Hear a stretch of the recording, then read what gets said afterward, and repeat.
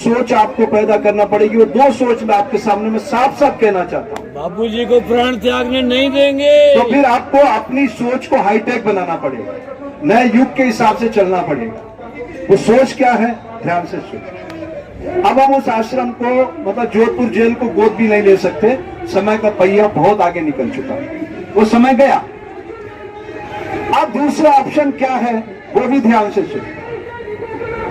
हमें रास्ता निकालना है, और ये जो रास्ता युग, आज के युग का रास्ता है ना, आइए भाई स्वागत, ये संघर्ष के युग का रास्ता है। और संघर्ष आज के युग का आपका वोट है।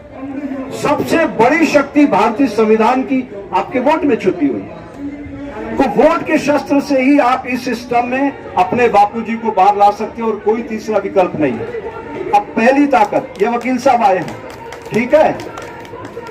मैंने कहा था कि आप लोग इन चारों में से पूज्य बापूजी, साईं जी, भारती बहन या लक्ष्मी मैया, किसी की साइन ले आओ। हम नए तरीके से सुप्रीम कोर्ट में आवेदन करते हैं, और ये सारी चीजें डॉक्यूमेंट के साथ प्रूफ करके दे देंगे कि कैसा गहरा षड्यंत्र चल रहा है। ये तो रिकॉर्डेड है।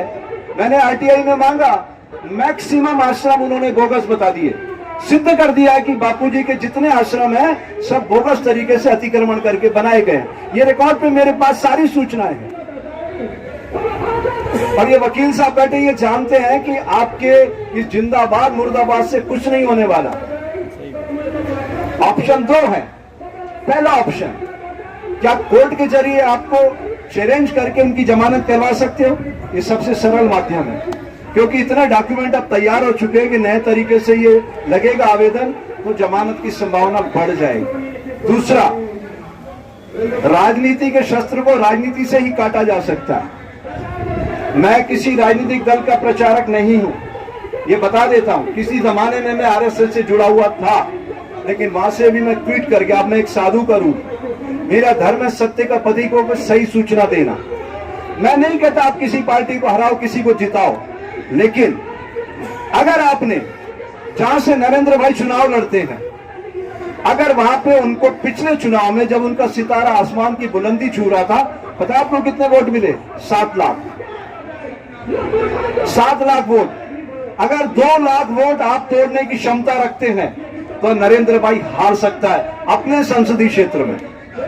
और अगर वो हारा, मैं गारंटी करता हूं दूसरे दिन बापूजी बाहर आ जाएंगे। किसी तीसरे ने नहीं फंसाया। ईसाई मिशनरियों की औकात नहीं है कि बापूजी पे हाथ डाल देती। मैं आपको प्रमाण देता हूं। आप कहते ईसाई मिशनरी ने फंसाया। ओम बिरला कौन है इस समय? कौन है ओम बिरला? लोकसभा स्पीकर, उसकी घरवाली डॉक्टर अमिता